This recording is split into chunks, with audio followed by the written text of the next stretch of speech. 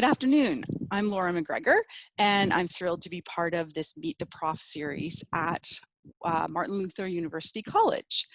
I am both an alumna of Luther and currently an adjunct faculty member. So I'm going to take a few moments and reflect a little bit about my story with Luther, both in terms of being a student at Luther, but also joining the team that teaches at Luther. So I am coming to you today from my home office here in Waterloo, where I live with my husband, Bill, who's an immigration lawyer, and my two adult sons. I have a 23-year-old who has recently finished a political science degree and is trying to figure out what his next steps are. And I have a 19-year-old son who has just finished his first year at the University of Guelph and will be heading into his second year. So one of the great benefits of having young adult sons at home is that I have someone else who is engaged in remote learning in this whole COVID-19 world. So I get some really good feedback from my son, who can tell me a little bit about what it's like to be a student who's involved in the whole remote learning experience. So that's been really helpful as I think through what it might be like to teach online in the fall. I did until recently have a third son, and I guess I still have that son. I'm still struggling with how to use past and present tenses when I talk about my third child. But I'm going to tell you a little bit about my story with Matthew because he's such an important part of my story at Luther and my story academically. So between my youngest and my oldest, there was a middle son named Matthew. And Matthew, until very recently, lived with significant disabilities and medical challenges. He passed away 2 weeks into the COVID global pandemic. And he spent the first 2 weeks of the pandemic in the ICU on a ventilator. So we were living through a lot of the panic and the complications that were associated with those early days of the pandemic. As it turned out, Matthew did not have COVID, though his symptoms certainly presented like COVID. And in the end, it was pneumonia that ended his life. He had significant respiratory issues in addition to a lot of complicated disabilities. So we certainly were prepared that this could happen. But Matthew's story and my story as Matthew's caregiver is such a huge part of my academic journey that it's important that I share a little bit about that story. And you'll notice it gets woven in and out of my story as I keep talking. And one of the great privileges I had in terms of getting ready for today was I had the opportunity to listen to some of my other colleagues at Luther tell their stories. And one of the things I learned was that many of the people walking the halls at Luther have these fairly circuitous journeys that brought them to Luther, and I'm no different. So that was a really wonderful part of preparing for today. So I guess if I were to start my story, I'd go back to probably the late 1980s. So I'm going to age myself a little bit. And I knew I was interested in studying the health sciences at university, and I knew I wanted to help people and be involved in the caring professions. Originally, I thought I might like to be a nurse. My mom was a nurse, and I liked the idea of caring for people in the hospital. However, my mother, being a nurse, tapped me on the shoulders, and she said, "You know, I'm not sure you'll enjoy being a nurse. There's shift work, it's very stressful, and I'm not sure your personality is well suited to nursing. I would suggest you look at something else in the health professions." So I landed in the occupational therapy program at the University of Toronto, graduated in 1990, and then went on to work as an OT for a few years. And my first job actually was in a mental health hospital up in Penetanguishene, where I was involved with supporting people who had been found not guilty by reason of insanity. So my mother, who was worried about shift work, now had to worry about her daughter, who was working with rapists and murderers who are not responsible for their crimes because of mental health challenges. But I learned a lot there, and it was an amazing experience. And I think one of the things I learned in those early years as an OT was that I asked a lot of questions, and I wanted to figure out how to answer some of those questions. So I returned to school in the early 90s, and I earned a master's degree in the health sciences, again in occupational therapy. And one of the things, as I was thinking about today, I was reflecting on what was sort of the pivotal learning experience of that first master's degree. And for me, it was the introduction to qualitative research. As a student at the University of Toronto in the late 80s, the OT program was still fairly well entrenched in the medical model. And I've learned over the years to have a bit of a love-hate relationship with that medical model. There's so much good it does in terms of helping us ask and answer important medical questions. But it has its limitations. And as a mother of a child with significant disabilities, one of the things I struggled with was having my own sort of maternal expertise understood and valued when advocating for my son. And the limitations of how the medical model defines knowledge started to present some challenges. But going back to that master's degree, the other thing that was such a huge experience was for someone who had studied in a program where research was pretty much defined by the scientific method and quantitative models, the introduction to qualitative research was life-changing. All of a sudden, I learned, or I was told, that the stuff of everyday life, our lived experiences and our stories mattered. And they mattered in a pretty significant way. And that was really exciting for me. And I wanted to learn more about the experience of living with a disability because I was working with people with disabilities. And so I did a qualitative project where I spent time listening to the stories of adults who lived with disabilities. And this was in the early 90s, which was still in the fairly early days of the disability advocacy movement. And I learned a great deal. Mostly I learned that the social model of disability, so this idea that disability, the body is not so much the problem, but society is the problem, and how society works with people with disabilities was a significant barrier. And this was a huge learning opportunity for me.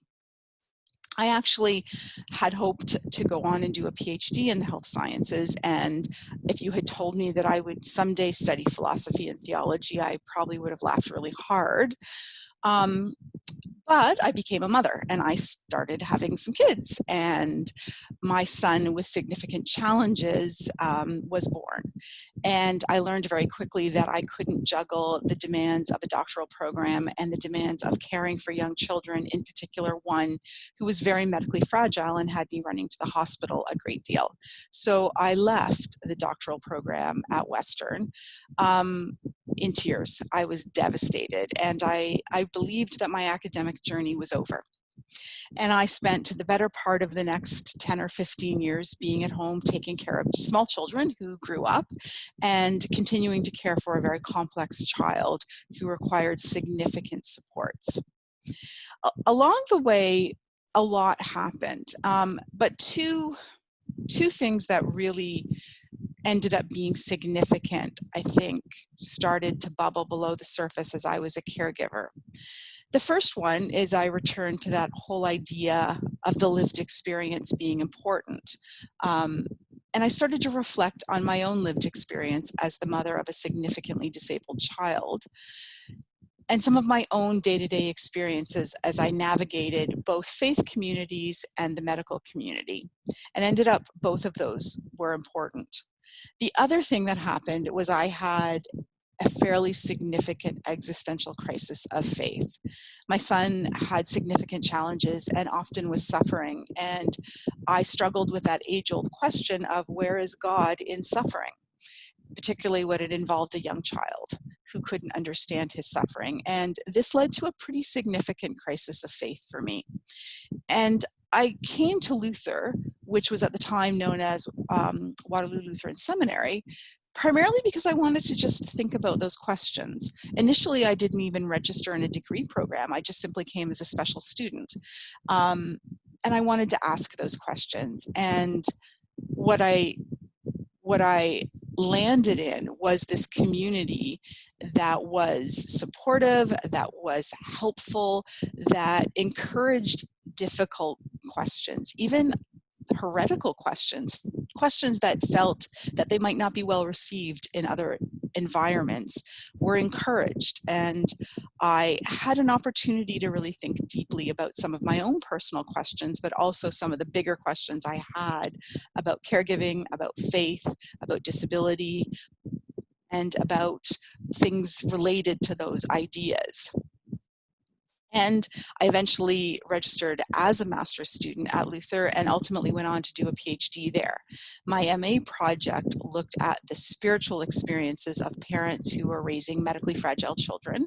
And my PhD project looked at the experience of mothers in particular who were caring for very complex children who could not communicate their wants and needs. So these mothers needed to learn to rely on their own intersubjective experience of parenting a child, and how I became very interested in how those experiences, first of all, what those experiences looked like, how mothers experienced this interconnection with their child, but then how they then spoke about that experience to the community, like a medical community that didn't always understand that experience or value that knowledge and expertise.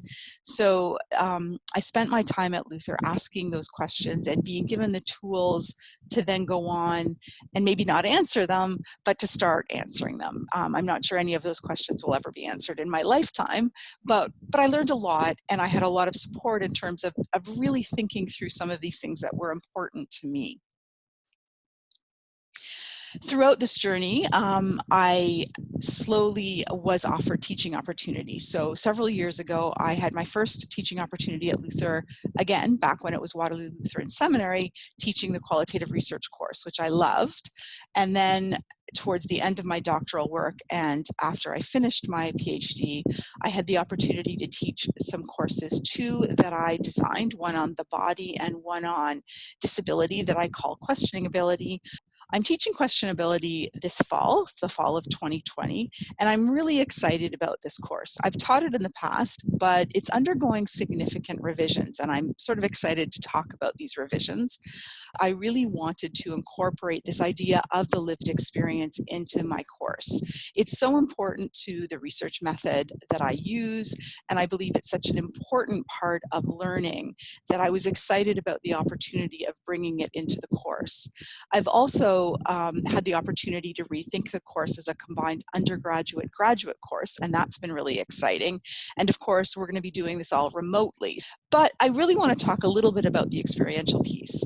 We will be working with the Parents for Community Living organization, or at least currently that is the plan. And the course will be built around this experience of meeting and befriending people who live with disabilities in the community. So the goal is that we will develop this community partnership where we'll learn about this organization that supports people with developmental disabilities, both in terms of housing, but also in terms of community engagement and day-to-day activities. And alongside this, we're going to ask some tough questions. So we're going to grapple with things like, what is disability and what does it mean to be normal? Is it possible to be normal, or is it just a setting on a dryer, which is what I often joke about. We're going to ask some tough ethical questions like, who is a person and who decides who gets to be a person? We're going to grapple with things like, some people argue that it's appropriate to euthanize infants with disabilities. What does that mean? And why do people think that way? And where do all of us stand on that? Where do you as a student stand on that? Or in terms of that particular idea?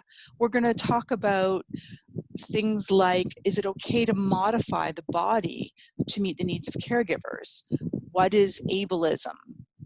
We're going to tackle all of these ideas alongside this journey we're going to take with a community organization that supports people with disabilities. And as part of the course, students will meet people with disabilities and befriend befriend people with disabilities and learn their stories. And in fact, parts of the course evaluations are hearing and telling their stories, and then thinking about how those stories interrelate with some of the ideas in the course. We'll be engaging in online discussions, and we'll also tackle some pretty significant reading through the course. One thing that I would like to share in terms of the course that I'm teaching this fall, but also any course that I teach, is that I tend to prefer a collaborative, collegial approach. So I am not someone who's going to arrive at a course and lecture a whole lot. I really value the opportunity to talk with students, to listen to students, to learn from their experiences, to learn from their ideas. As a course instructor, I learn a great deal. I learn so much from students, but I also hope that we all learn from each other. And so more than anything, I try and I hope to create an environment where we're all going to engage in this collaborative learning, where we share our ideas and our experiences, and we take risks. And I realize that as a student, that can be a little bit intimidating, because you're going to throw your ideas out and we're going to talk about them. So I'm hopeful that students will come prepared to engage in these conversations and to take those risks, and to tell their stories and to talk about their ideas and to ask questions, ask hard questions, be open about what you don't understand. I know that for me as a student at Luther, that was some of the best learning for me, and I'm hoping to be able to offer that learning environment to students in my courses. So bring your ideas, bring your energy. It might be a little more challenging to do that online, but I'm convinced we can. And let's unpack some of these ideas together. And I look forward to learning what you bring to the class. So I look forward to any of your questions or comments. I'd be happy to chat further if you're interested in the course, Questioning Ability in the fall. You can find my email at the Luther website.